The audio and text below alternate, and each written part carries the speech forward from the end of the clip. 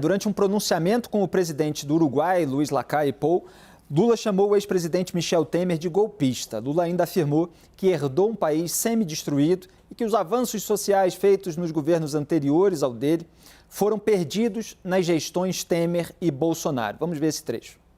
Eu herdei, presidente, um país semi-destruído. O Brasil não tinha mais fome quando eu deixei a presidência da República. Brasil já não tinha mais hambre, não padecia hambre quando deixei a presidência. E hoje tem 33 milhões de pessoas passando fome. E hoje temos 33 milhões de pessoas que padecem hambre. Significa que quase tudo que nós fizemos de benefício social no meu país. Isso significa que quase todo o que hicimos em termos beneficiosos sociais para nosso país, em 13 anos de governo, durante 13 anos de governo, foi destruído em 6 anos. Se destruiu em 6 anos. Ou melhor, em 7 anos. 3 7 anos. Do golpista Michel Temer. 3 do golpista Michel Temer. E 4 do governo Bolsonaro. 4 do governo Bolsonaro. Por isso que o tema do meu governo é união e reconstrução. Aí o Lula falou dos governos anteriores dele e criticou aqueles que vieram depois. Só me corrigindo aqui que eu falei governos anteriores ao dele. Michel Temer usou o Twitter para responder e ele escreveu o seguinte, abre aspas, mesmo tendo vencido as eleições para cuidar do futuro do Brasil, o presidente Luiz Inácio Lula da Silva parece insistir em manter os pés no palanque e os olhos no retrovisor, agora tentando reescrever a história por meio de narrativas ideológicas. Fecho aspas. Esse tipo de declaração pode atrapalhar a governabilidade e o novo governo? É a questão aqui lançada pela produção para o nosso debate. Raquel, começo por você.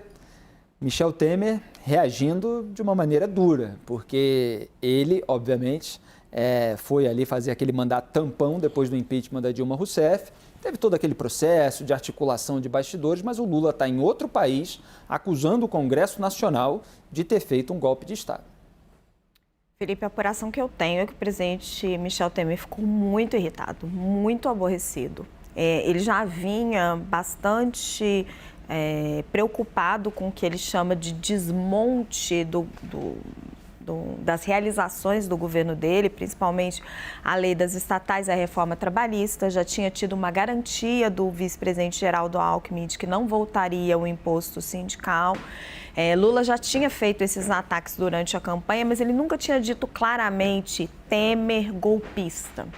E ali foi um baque muito pesado, ele pediu uma reação direta que viesse a público, enviou esse tweet, uma nota que ele também enviou à imprensa para o presidente do MDB, o Baleia Rossi.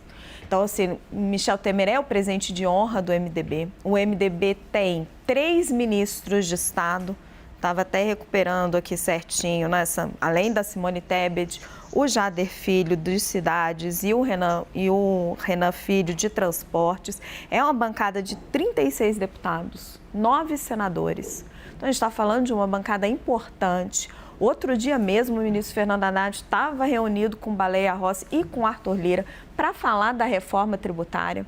Então, assim, estranho neste contexto que o Lula, ele já tinha dito isso, né? Ele está com essa narrativa do golpe, o governo tinha até colocado isso em páginas oficiais, de um golpe que a gente sabe que não foi golpe, porque passou pelo Congresso, passou pelo Judiciário, mas é estranho que ele esteja insistindo nessa retórica política no momento em que ele começa um governo que tem o MDB, que foi o partido que teria dado o golpe em Dilma Rousseff, dentro do seu próprio governo, é sua base. O MDB hoje faz parte da base do governo Lula 3. E aí, só para trazer um bastidorzinho saboroso para vocês, para a gente ver como que é o político no palanque, como o Temer chamou ali, a forma como o Lula usou a visita ao Uruguai, e o político no bastidor. Na posse do presidente Alexandre de Moraes, do ministro Alexandre de Moraes na presidência do TSE, ainda durante a campanha, vocês vão se lembrar, foi um mega evento, o Lula, ainda candidato, se encontra com o Michel Temer. E aí ele bate nas costas do Temer e diz: E aí, Temer, e aquele uísque que tem lá na sua casa, aquele que eu gosto, já acabou ou ainda tem? Se convidando para ir à casa do Temer, conversar. E aí me diz um aliado do presidente, pô, ele se convida para ir lá à casa do Temer e aí chama ele em público de golpista? Lula não resiste à tentação de reescrever essa história, Paulo? Eu acho que é mais forte que ele, né? Eu acho que é mais forte que ele. E eu acho que ele fala, eu acho que o Lula é conhecido como um grande orador, alguém que consegue, né, convencer as pessoas e tal, mas eu não sei se é o problema da idade também. Ele já está um pouco velho e tal, então ele fica tentando requentar coisas antigas. Então, assim, eu acho isso absolutamente desnecessário. Acho que do ponto de vista estratégico é trágico, né? A própria Raquel está falando, quer dizer, o MDB é parte importante da base do governo para reformas importantes que o governo pretende fazer no começo do mandato, e não faz nenhum sentido esse tipo de declaração, nenhum. Ele não ganha nada com isso, ele não consegue reescrever a sua história fazendo esse tipo de declaração, ele não consegue convencer ninguém de fora do próprio curral dele, em que as pessoas acreditam nisso. Então, quer dizer, o PT e as esquerdas de maneira geral acreditam nisso e tal, e só, ele não consegue fazer mais nada com isso. Então, quer dizer, por que ele está falando isso?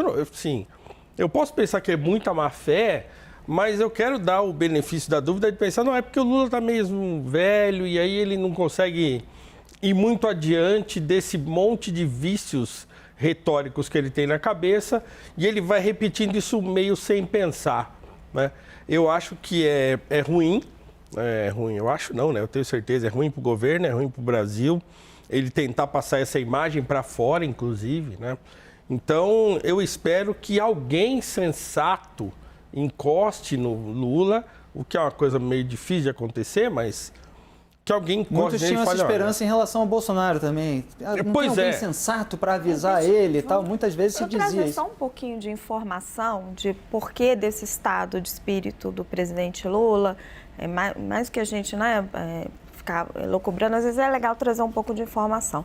As pessoas que estão ao redor dele dizem que ele está muito irritado, muito sensível, falando muito agressivo com as pessoas, principalmente por conta do 8 de janeiro. Aquilo foi um episódio que abalou ele muito, deixou ele muito, realmente muito irritado, muito com a sensibilidade à flor da pele, acho que foi uma coisa muito marcante e acirrou muitos ânimos. Então você vê de lá para cá as declarações que já eram fortes, já tinha muita declaração contra o mercado, o Lula já estava muito forte vindo para o embate, elas recrudescem. Eu acho que conta mais isso do que questões de idade, etc. Eu acho que tem um clima político que contribuiu para esse acirramento. Uchoa, como é que você vê esse embate entre Lula e Michel Temer? Olha, eu acho que desnecessário, concordo com o Paulo, mas eu acho que o sentimento do Lula não é tanto de raiva, é meio de indignação, né?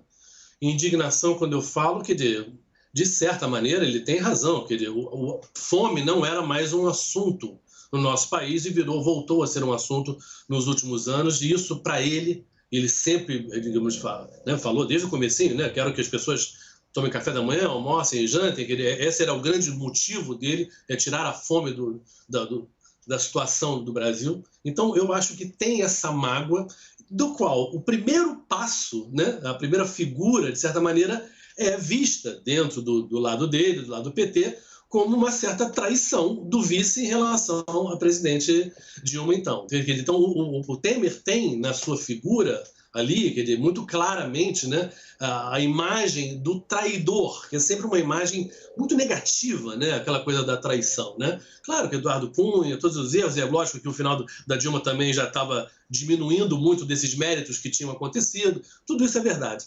Mas eu acho que agora também, o que o Temer hoje é no MDB, entendeu? Qual o poder do Temer hoje tem no MDB? Ele é uma figura mais do passado, ele é uma realidade, porque o MDB é um partido hoje que é uma certa... Bom, sempre foi um pouco uma certa salada, né? Então, pode ser que ele não tenha achado que o preço fosse alto em relação a apoios concretos no Congresso em relação ao pessoal do MDB. Mas eu acho que, politicamente, concordo com o Paulo, eu acho que era desnecessário. Zambrana, qual é a sua avaliação? A minha avaliação é que ajudar não ajuda, respondendo à pergunta se a declaração pode atrapalhar a governabilidade, ajudar não ajuda. Ele já falou isso em outras ocasiões, na campanha, não falou golpista, como a Raquel disse, falou foi golpe, enfim. Mas, conhecendo o MDB, pela história do MDB, é um partido pragmático. Não vai atrapalhar a governabilidade. Ele vai continuar compondo com o governo, aprovando o que tem que aprovar, o que for do interesse do partido, obviamente, porque é sempre assim. Então, eu não acredito que isso pode atrapalhar, dar um ruído, você falou isso, mas eu não acredito que isso atrapalhe a governabilidade do governo, por conta dessa declaração do presidente Lula. E, Paulo, tem uma questão que eu considero sempre importante pontuar, até do ponto de vista jornalístico, é que a sujeira ligada a um grupo político, sujeira no sentido de algo errado ou imoral ou eventualmente criminoso, como a gente viu acontecer no dia 8 de janeiro, como a gente viu acontecer no Petrolão.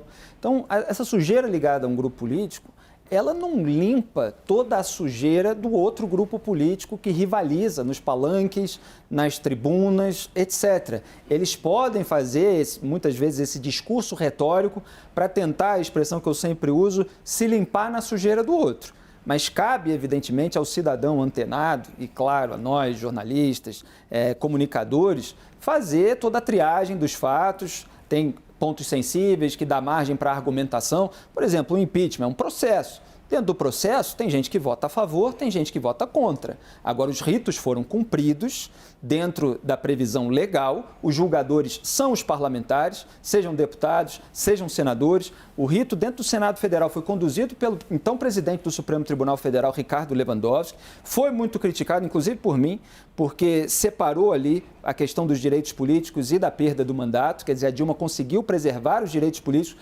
mesmo perdendo o mandato por meio daquele fatiamento que foi feito, ao contrário do Fernando Collor, que protestou, porque já era senador, depois de ter cumprido o tempo ali de quarentena. Então, assim, houve um processo que não pode ser considerado golpe de Estado, a não ser em narrativas partidárias, argumentações. Agora, pelo presidente da República no exterior, é um ataque. E não só isso, Felipe, porque assim, a gente tem uma tradição política no Brasil em que os políticos falam muito mais do que fazem. Eles já estão acostumados com isso. Então, quer dizer, o governo Lula teve aspectos que foram benéficos para a sociedade? Teve, tudo bem.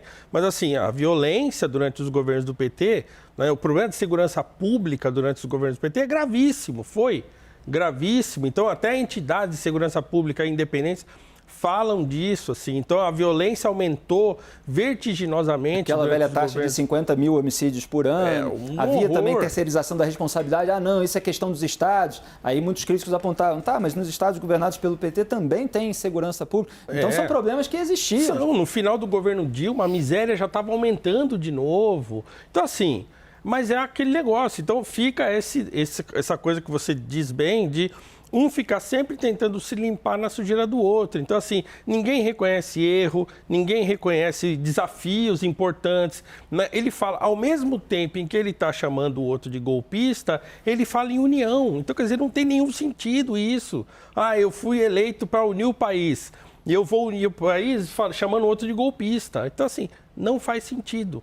Então, o país está adoecido, porque a retórica desse adoecimento vem dos poderes, vem dos governantes, né? E a gente fica aqui na sociedade sem saber o que fazer com esse monte de discurso, e aí um ou outro vai abraçando essas ideias, e isso vai gerando essa instabilidade que o país vive o tempo todo, né? Porque ninguém consegue construir um discurso que seja realmente para somar, realmente para unir, realmente para governar em prol da sociedade e só para a sociedade. Esse é um desafio enorme que a gente tem, que para mim, como eu já disse aqui, é um desafio de educação. Começa na escola, começa com a gente entendendo como isso funciona, para a gente poder fazer as nossas críticas, né, e que a sociedade possa entender como é que o jogo é feito e reagir a isso, né? Raquel, essa cisão social ainda vai permanecer durante muito tempo. Você consegue vislumbrar no horizonte algum cenário de maior pacificação, de menos tensão, de menos beligerância? Entre bolsonaristas e lulistas arena política ou no e, Brasil? por consequência, na sociedade. Olha, Felipe, na sociedade brasileira, todas as pesquisas de opinião pública mostram que isso está muito longe, né? A gente não é um cenário ali que a gente vislumbra num curto prazo. Não acredito. Acho que existe um acirramento, que ele ainda continua. No Congresso Nacional, aí você vê a situação e a oposição se organizando, né? Hoje eu até estava conversando sobre isso, a gente vai ter as eleições aí agora para a presidência da Câmara e do Senado, né? Tudo indica a reeleição de Arthur Lira e de Rodrigo Pacheco, e você tem o bloco de oposição tentando se organizar daqueles partidos que ficaram fora do governo, né? PL, PP, o Republicanos e até o PSDB, que a gente esperava que tivesse ali mais alinhado ao governo e não ficou com nenhum cargo. Qual será a força dessa oposição? O PL é a maior bancada, mas ela ainda está muito desorganizada e vai depender muito do papel que Jair Bolsonaro vai desempenhar, né? Está se falando agora que ele volta para o Brasil para se operar, a filha tem que voltar para a escola, mas ainda não está muito claro assim, o quanto que ele tem medo da cadeia, o quanto ele vai se expor, e o tanto que ele se expor e que ele entrar nesse debate público também vai concorrer muito para esse acirramento que você estava perguntando.